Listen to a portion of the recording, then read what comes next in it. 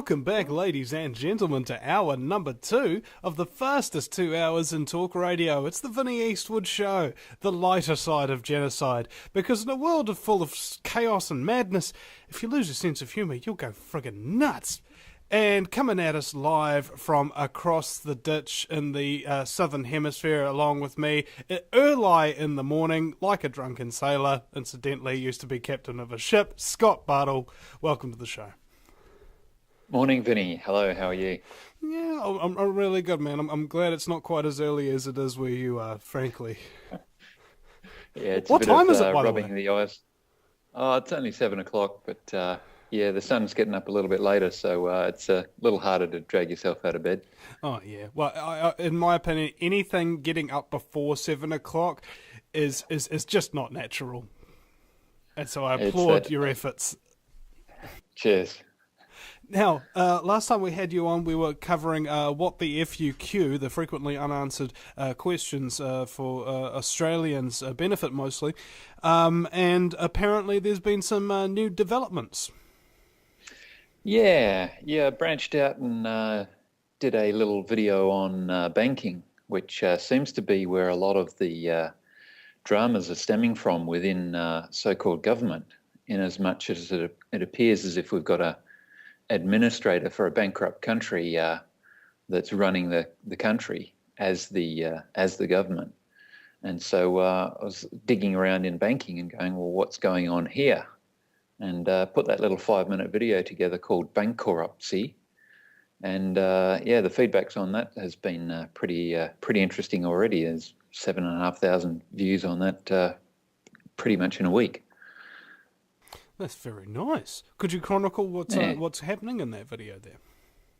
Yeah, it's basically over the course of probably about a year, we've found a number of publications from the big banks like the Federal Reserve Bank of New York, Chicago, Dallas, the Bank of England, and more recently the IMF publication in a working paper from the IMF.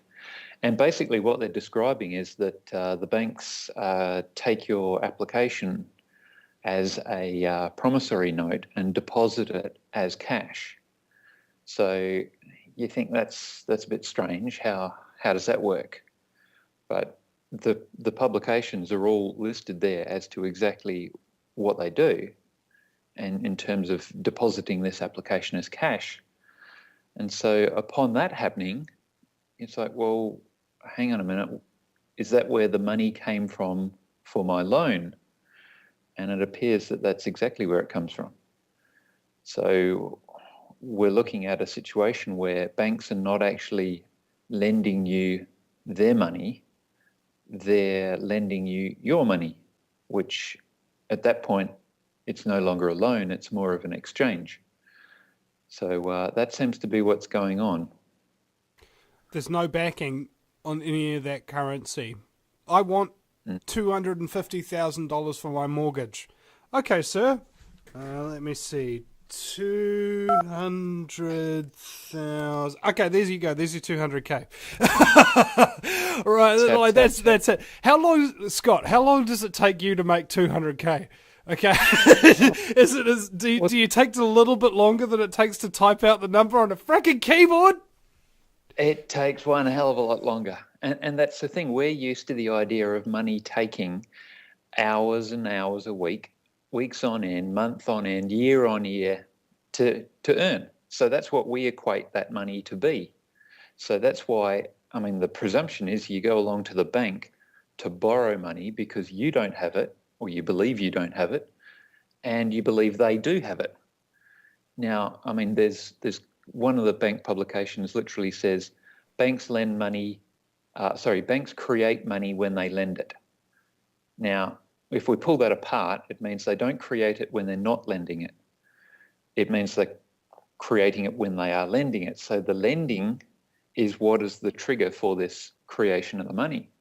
Now, the lending also requires you to come along and say, look, I want a loan. So it requires you to be there. Well, you're the trigger, you're the source, basically, for this money. And so if you're the source, the bank definitely isn't loaning their money. They need you to create it. And then the criminal part is where they claim it a loan.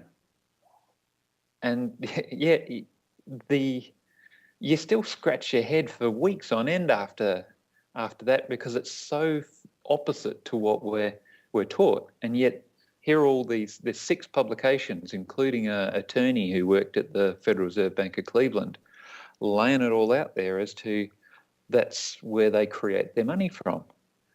And they couldn't do this if it was coming from a pile of gold, because you couldn't just you'd actually have to take it from the pile. It would need to exist.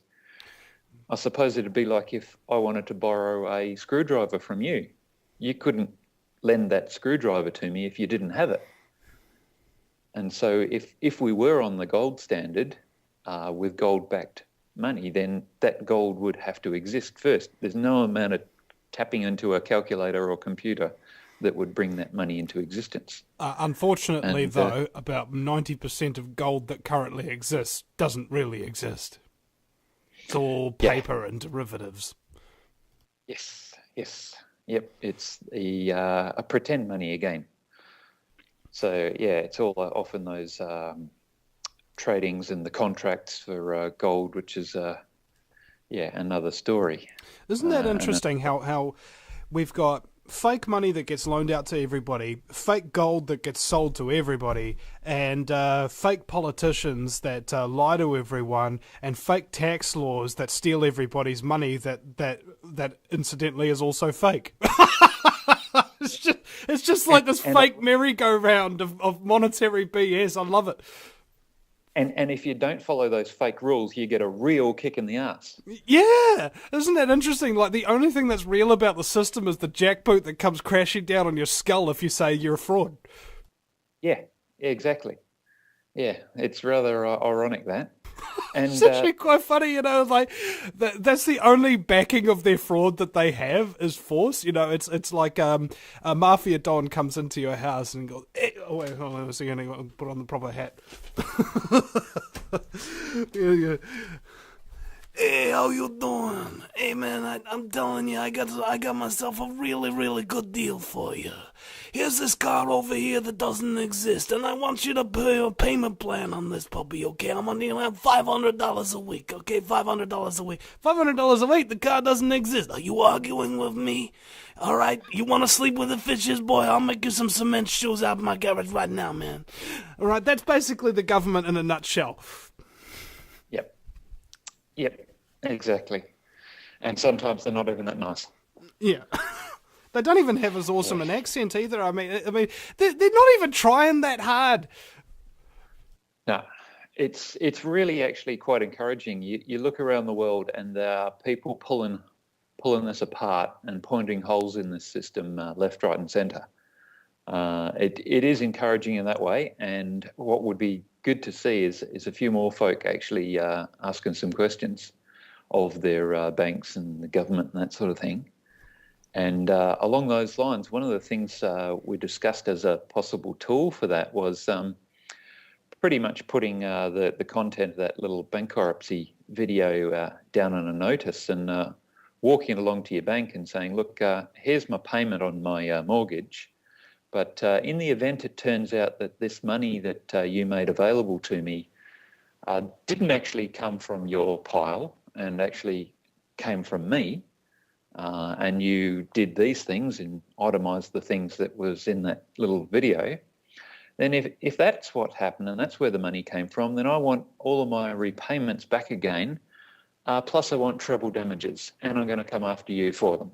But in the meantime, here's your payment. And see what happens if if people started turning up to the bank doing that, because there's no leverage that the bank's got over you if you're making your little extortion fee or paying them.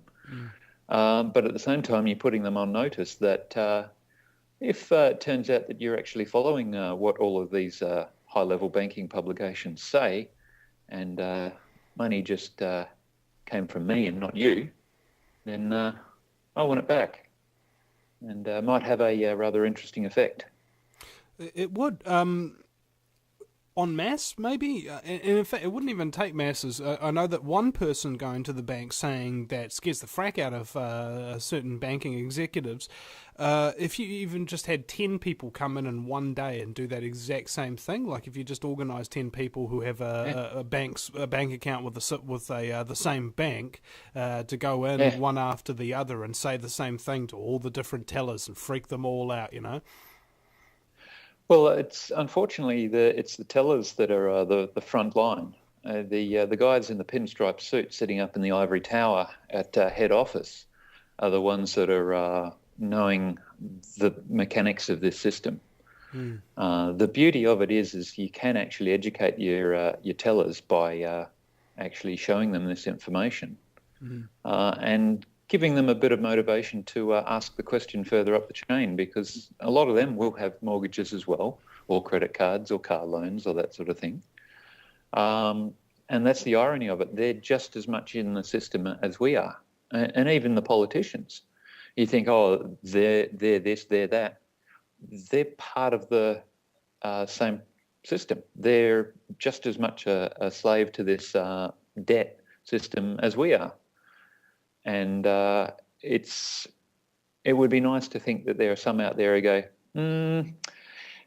my cushy salary is not worth actually this or the perpetuation of this sort of thing. I'm going to start asking a few questions around the office at Parliament or that sort of thing. So that'd be good to see. It does take courage to do that, and what occurs to me is that when you get into a higher up level, once you've got those big business suits, once you've got those palatial offices and so on and so forth, and all the perks and whatnot that you've been working for your entire life, it's much to risk, and people would rather risk everybody else's sovereignty and wealth being destroyed so that they can maintain their own. Yeah. Yep, I agree. And that's why I congratulate the work that you're doing in the media. If there were more folk like yourself sharing what you know and that sort of thing, it is likely to reach a whole heap more people and have a whole different effect. I think at the moment people are still waiting to hear their source of truth from the little box sitting in their living room. And if it's not on there, it can't be true. And it's the like of yourself and the media who are actually sharing this information that's helping just register a little bit of concern with those folk who are unaware of some of this sort of thing, and that's changing the world, really. Yeah, what was it on the... you ever seen the movie The Power of One? Oh, way back in the day. It. Well, anyway, he was trying to teach the local Africans to speak English, and more to the point, actually teach them to teach English. Right. And the professor said, "How would this make a difference? You know, it won't work." He says, "Well, a waterfall comes from only one drop of water, sir. Look what comes from there." And I think that's what has to be done. It's like, I don't know how people live with themselves when they see injustice around them and do nothing about it, and keep their heads down and keep going along set path, right, and attempting to enjoy their life, even when they're pretty much the only person in that particular position that can actually stand up, make a difference, save some life, protect people from scumbaggery of some description. You know, why exactly is it that I'm one of a small minority that does this? And more to the point, does it even matter if so-called masses awaken? Because in my opinion, and this is the lesson in history, it's usually small amounts of people who just basically just go, hell or high water, this is what I'm going to accomplish, and they normally do. The masses, as the elite call them, are like sheeple. And what I found about sheep is that they follow any given shepherd, regardless of whether or not that shepherd leads them to greener grass or a slaughterhouse. Or off the cliff, yeah. Yep. all we got to do is just try and be the good shepherds of our society. Take a stand, take personal responsibility, and this is why I applaud what you've been doing, Scott, because you've laid it out so well because of your background and training and really higher up levels, trying to impress far more picky clients than say somebody like myself would ever have to deal with. Your attention to detail actually makes you an ideal candidate for sticking up for people and actually putting things in sequential order so that they're capable of understanding them, and more to the point, do it so accurately and so well that it can't be overturned by a simple fallacious argument. Thank you. Yeah, it's I figured quoting from their publications along those lines was going to be key to conveying that simply.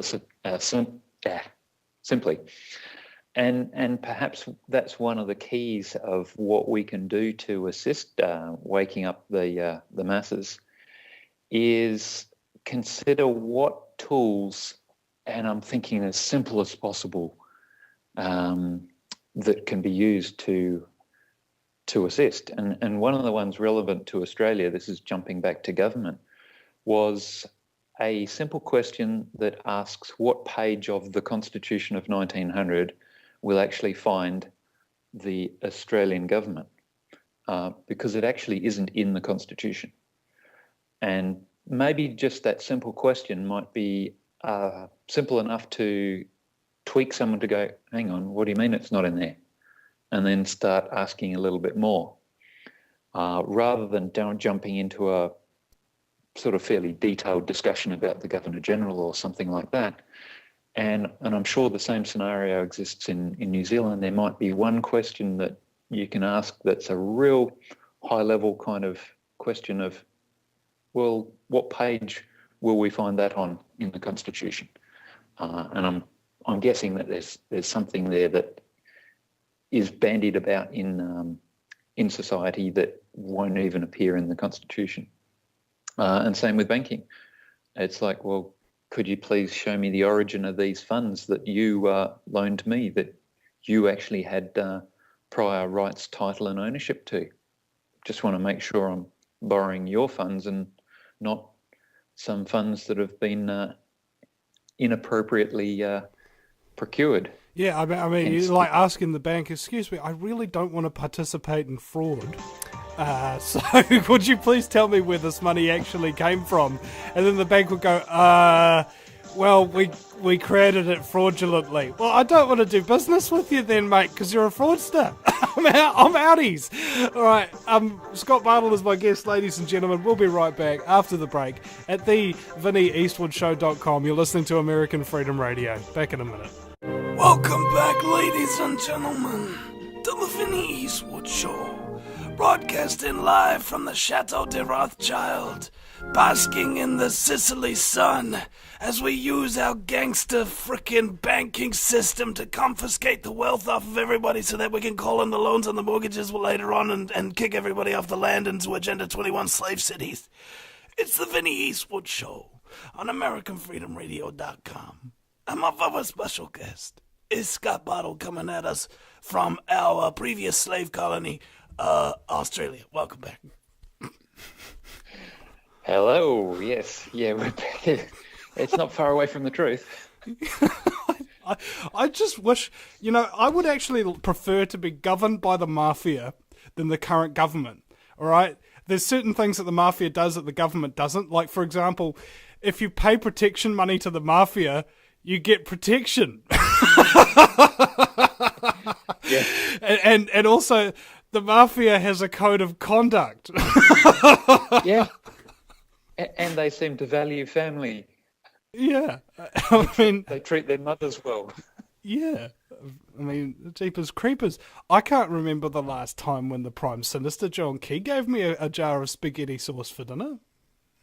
No, it's all, what can you give me? Yeah.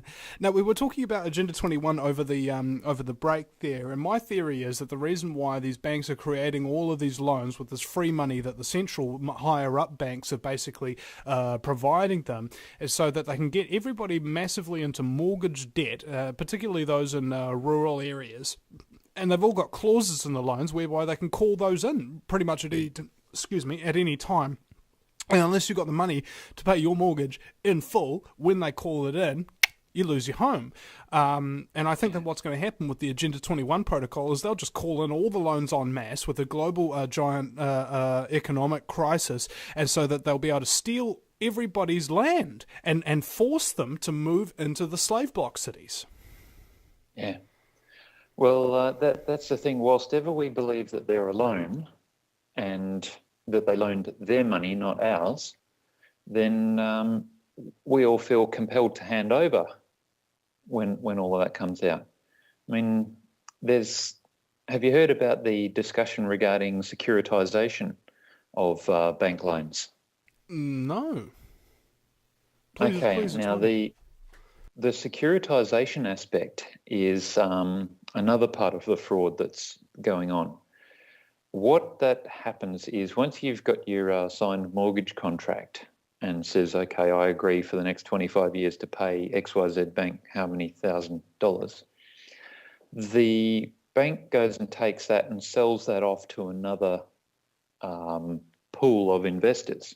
Now, they gather a whole heap of other mortgages up together, put them in this pool and sell them off. And that process is called securitization. Now, that's the rough outline of it. There's a whole heap of elaborate trust structures and special purpose vehicles that they use to actually facilitate this sale of these mortgages. Now, by facilitate sale, all I hear is conceal scumbaggery. Yes, exactly. That's the code word. You'll get a job in the bank any day, because you can translate those words across to what they really mean. So what's happening is you don't actually find out that your mortgage has been sold off to another third party. Now, what that means is that third party is the one who actually owns the debt, and they, in theory, should have the registration of this mortgage over your title, and they should be the ones that are collecting your repayments. Now, what happens is that that's not advised to you, and you still end up dealing with the bank that you signed the mortgage with, and they come after you if you don't make payments. Now, the fact that you've got a party who is now no longer involved or doesn't have the debt coming after you is where people are saying, hang on a minute, that's not right. You can't come after me because you don't actually have the rights to that debt. And so there's a large investigation that's been going on, and there's people around the world highlighting this aspect of, hang on, you don't have title, Mr. Bank over here, to come after me for this money. You've sold that on to another. Now, whilst that is true, I believe that is a very large risk of highlighting that a particular instance, because I believe that in order to sell that debt, there needs to be a debt in the first place. And all the banks would need to do if they really wanted to come after you was fix their paperwork, and then Bank B over here, over there, comes after you instead of Bank A. The underlying presumption is always that there is this debt. And that's why I focused on the origin of the money, going, well, did it actually come from you or did it come from me, based on all of your rules that are spouted about in the Bank of England and all the rest of them. So my focus is, rather than going after this securitization bit in where Bank B sort of owns this purported debt and not Bank A anymore, I focus directly on the origin of the money and say, well, hey guys, can you prove to me, can you show me that you had prior rights, title and ownership to the money that you loaned me? And I believe that it's standard banking practice to be able to demonstrate the prior ownership back 3 generations in history, partly for money laundering, so that they're not just doing the dodgy, because they inflict those sort of laws on us. We have to be able to demonstrate that it's our money I know over in Europe now you can't even deposit anything more than a couple of €1,000 worth of cash to prevent money laundering. Guys on suitcases and large hats and Italian families that you described earlier on have a bit of a reputation for that sort of thing, and yet seemingly that's what's going on bold as day in the banking system. Well, see, I think that is not done for the criminals who are actually wanting to launder money. I think it might be just for legitimate people who are wanting to actually save their money and put it into banks so that the criminals can steal it while it's outside of the banks. And more to the point, there's a clause on the New York Stock Exchange where if you have a company listed there on the NYSE, you do not have to file transaction receipts for transactions over $10,000 to explain where your money came from. And so back in the day, what large criminal organizations, South American drug dealers, so on and so forth, have been doing is actually dealing with companies such as Coca-Cola and Pepsi to launder their drug money for them. And apparently, very conservatively, extremely conservatively, and this was back in the early 2000s, about $500 million gets shipped through the New York Stock Exchange every year in laundered drug money through alleged legitimate businesses. Wow. Yeah, that's not particularly surprising when you look at it through the context of what they're doing.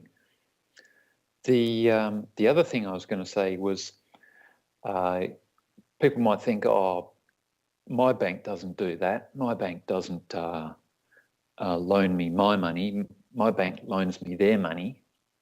They don't follow the same policies of the Federal Reserve Bank of New York. That's all the way over in America, or the Bank of England. No, that's England. We don't do that over here in Australia or New Zealand. We do this. Now, I found recently some publications which or UCC financing statements that actually have or show the Federal Reserve Bank of New York having a security interest, registered security interest over basically all the assets of the big four banks in Australia. And I think as a result of that, because someone said recently that New Zealand gets their money from the likes of Westpac and ANZ, Australia and New Zealand Bank is a bit of a giveaway in the name, that's what's going on there. But these banks are fully hooked up to the Federal Reserve Bank of New York. So these documents were a little bit hard to come by, but found them on the Washington, D.C.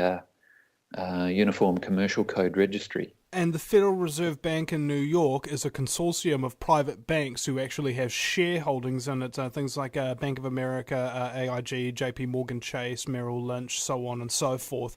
And those shares in those particular banks, which own the shares in the Federal Reserve, are owned by a small amount of families, Rockefellers, Rothschilds, the JP Morgan Chases, Warburgs, so on and so forth. So the reality is you've got about, 6, 7, 8, maybe even a couple of families who control banking in the entire planet. And because it's kind of arranged in such a way, like the Westpac's connected to the Australian banks, the Australian banks connected to the Federal Reserve's connected to the Bank of International Settlements, and they're all connected to scumbags. You know, there's just this one-step, two-step, three-step process that's gone along so that they can essentially operate allegedly independently whilst being completely and utterly under the control of one particular group of scumbaggery who have a very, very specific plan for humanity.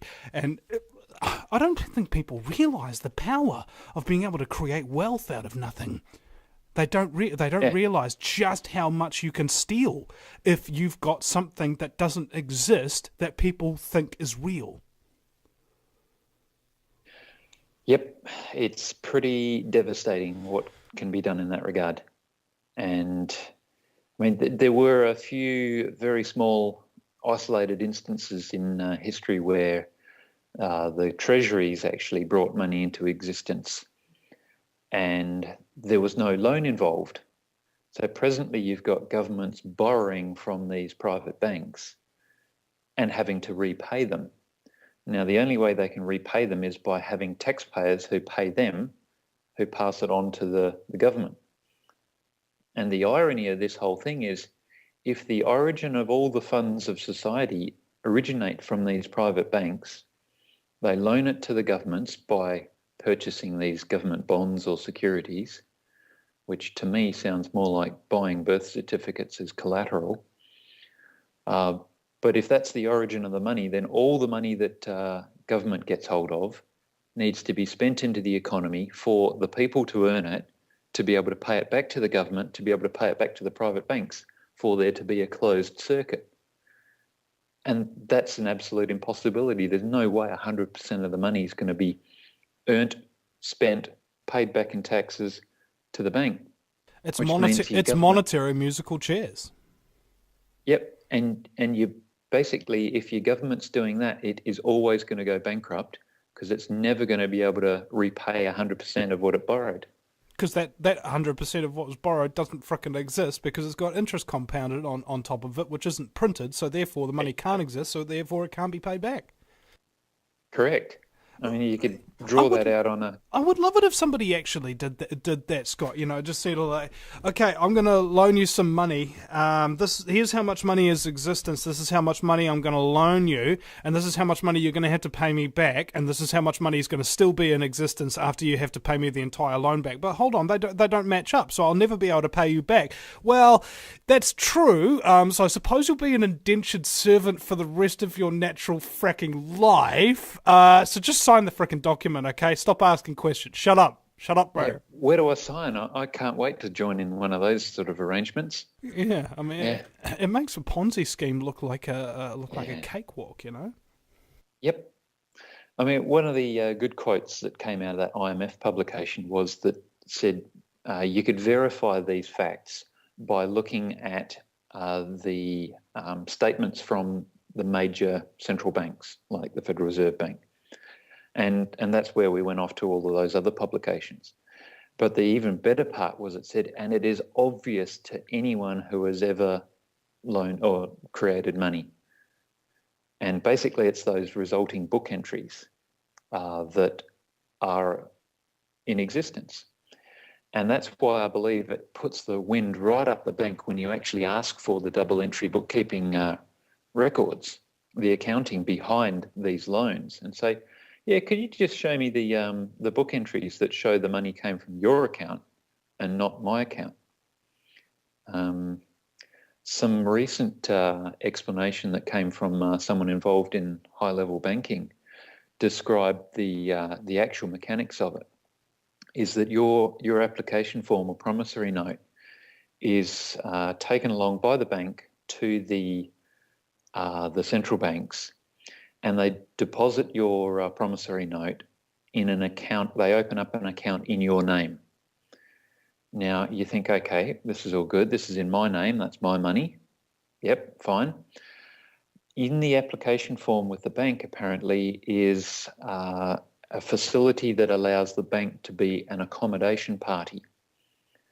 That gives them access to that account at those central banks, and they withdraw the original issue discounts as cash and make that available to you as a loan. All right. We'll be right back, ladies and gentlemen, after the break at the VinnyEastwoodShow.com. Scott Bartle from Australia is my guest.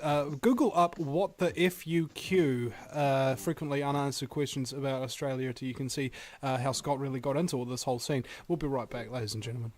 Welcome back, ladies and gentlemen. It's our final segment with Scott Bartle. Now, we were just talking about this over the break. What are the largest buildings in your city? What has it got at the top of them? Well, in Auckland here, the largest buildings, we've got two of them that are really, really tall that have the National Bank on them.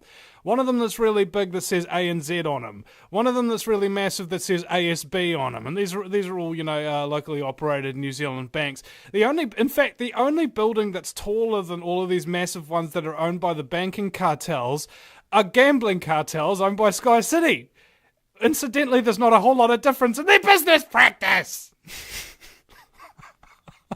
You know, they just steal your money and live in frickin' palaces and so on and so forth, and then tell you you're a criminal for not paying back their fraudulent crap.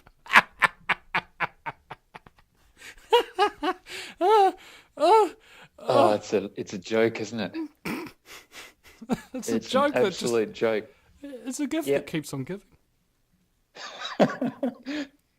Yeah, and the sad part is you do have all of that the thuggery going on when you don't play their little game. Yeah. And when you call them out for that, and it's like, no, you can't do that. Jackboot comes onto your head, kicked in the arse, and dragged off to at the behest prison. of the government. Right, and what's interesting is we had our former Justice Sinister, Mr. Simon, the Honourable. I love I love it how they call themselves the Honourable. There's no honour. There's none.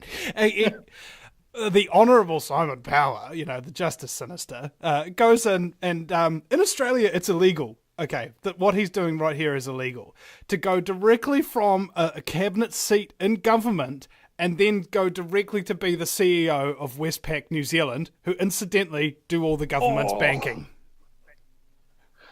You're joking. And in Australia, you have to have, I think it's like a several year grace period between going from a government job to a corporate sector job that is in a similar field or something, so as to rule out corruption. In New Zealand, there's no such protection bracket. In fact, there's my friend Penny Bright should come up with a big list of corruption preventative measures that are in governments around the world. Not a single one of which does New Zealand have. Yeah. Well, I'd suggest that that period of time in Australia is simply long service leave. It's not actually anything to do with corruption. It's just, here, have a nice little cushy holiday. We'll pay you for 2 years break or something, so we can give the impression that everything's all rosy and that there's no collusion between banks and government. And meanwhile, they go and have a nice little cushy holiday. And sit on some kind of advisory boards or something of that nature, and through faxes and emails and phone calls and so on and so forth, with unpaid paid vacations to Tahiti and paid lap dances by very sexy girls and so on and so forth. You know, there's no corruption going on here. Of course not. Nothing to see here. No, it's I mean, when you really start digging, we're also discussing that aspect of going down to your bank and saying, hey guys, this is how you bring money into existence, or you create money. You just deposit my promissory note as cash. Well, I'll give you $500 to deposit this promissory note as cash and come back with the $500,000. The only thing is I don't want the 25-year slavery contract to go with it. Just that's like ordering fries at McDonald's. It's optional. I don't want that. Just deposit my promissory note as cash, and I'll go off and buy my new house. And see what happened if more people went down there with that. And it'd be rather interesting, I reckon, because your bank could be struggling to say, oh no, we don't do that. Well, it says here in these publications, Bank of England, Bank of New York, Bank of Cleveland, all of these, says that's what you do. You do that, don't you? And if they tell you no, if they tell you no, could you then sue them for fraud and sue them for damages? Well, you could say, oh, look, guys, show me that you've actually got the prior rights, title and ownership to the money that you are planning on lending me. That could be a little bit difficult because they don't have it. Well, they're just making it up.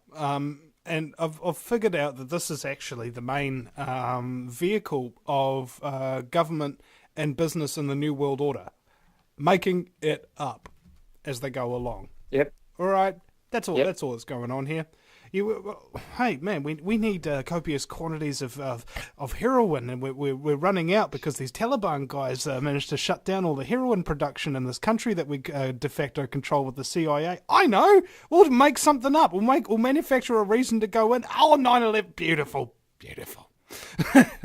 You know, it just works that way every single fracking time. Any time that they want something done, they just make it up. Why haven't people cottoned on to this? Okay, Yeah. I mean, have you ever known a chronic liar, Scott? You know, who's there was this one guy here in New Zealand. I think he was he's from Britain, and he became the head of our science department. All right, and he used to work for this Australian corporation, and the media went out to investigate who this guy really was. He said that he was a member of the British bobsled team, that he played for the British Lions, that he was a undercover secret agent, that he was a Navy SEAL, that he owned and invented frickin' Mars or whatever. You know, just total fallacious, crazy claims and so on and so forth. And nobody even checked his resume out once. You know why? Oh, because he made up a whole lot of BS and had a really nice looking resume. Yep. Yeah, it's a goalpost changing left, right, and centre. There was a just boggling. Just recently with the voting over in Australia, there's some lawyer who took the guys to court about voting, not being able to fine people for not voting, and so all they did was change the goalposts. And now, when you don't vote, they send out a letter that says apparent failure to vote, and then word this form along the lines of whatever box you tick and sign at the bottom gets you into you're wrong whatever way you do, but you've now admitted it that you didn't vote or whatever. Just very sneaky. Goalpost changing left, right, and centre. It's like you figure out the system, we'll just move the goalposts and make up our own rules. It's criminal. Well, systems based entirely, like from start to finish, on fraud and lies.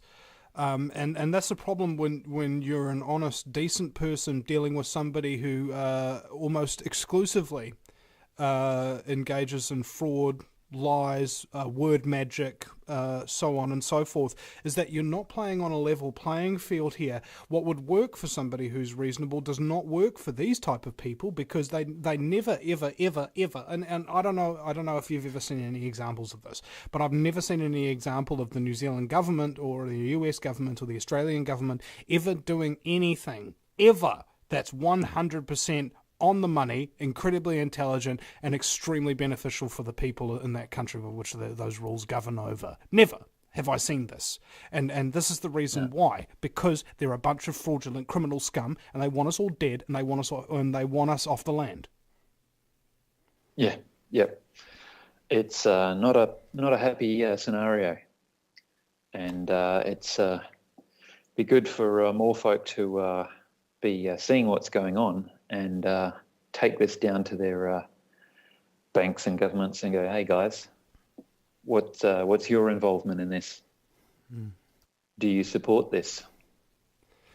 And it's not a pleasant thought. Might actually be quite fun, actually, go in there with a GoPro camera and just ask the teller, you know. Because what I found interesting is that if I've been saying this over the radio for the last couple of days, and it's very true. It takes about 7 people to say the same thing for you before you start to listen. Even if it's your family member, even if it's your best friend, even if it's so on and so forth. It's crazy. Oh, the 7th person said to me, oh, it's true. So, basically, all you got to do, ladies and gentlemen, if you're a listener to this show, if you follow Scott Bartle's work, every single time that you hear anybody talking about a mortgage, even if you don't hear them talking about a mortgage, even if you hear them talking about banking in some way that's obscure, mention this information. Just mention it. You don't have to convince them. You don't have to make them wake up or anything. You can't even make them do that anyway. Just play your part. Be one of those 7 voices that this person hears. And if everybody is vocal at pretty much all times and just says it and then leaves it, you'll see a sea change in the way people wake up and the amount of people that are waking up. And it would just be really fantastic if I could walk into a bank and say to the bank teller, you know, your bank's a fraud. And they go, you know what, 6 other people have told me that. I guess you're right.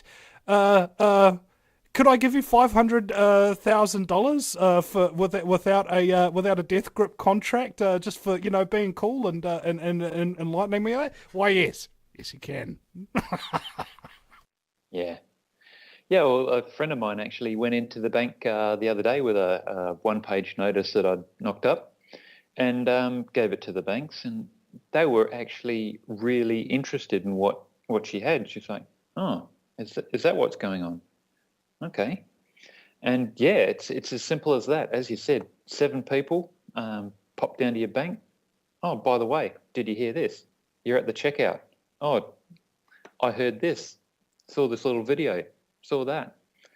It's pretty easy to drop it into conversation, and you're just sowing the seed.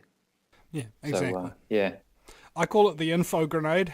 You pop the pin, pop it in, and then you wait for it, and then eventually it'll explode in their face, and they'll go, "Oh my God, I'm a slave! I'm paying fraudulent banksters money that they don't have. Oh my God, what's it going to be doing on? I'm waking up and stuff like that. I'm going to get depressed. I'm going to quit my job and start exposing scumbaggery and going out there with a camera and getting a microphone and going, you know, that'd be franking fantastic." Take the blinders off, ladies and gentlemen. Have some fun, all right? Just have some fun with these fracks. They're sitting back in their gargantuan palatial frickin' buildings, laughing their butts off at us. I think it's about time that we play some practical jokes on them. It's called the truth, right? Because there's no better way to expose a fraudster than to expose them to the light of truth. Scott Bartle, thank you very much for your time on today's show, mate, and we'll see you again sometime. Thanks, Vinny. Pleasure.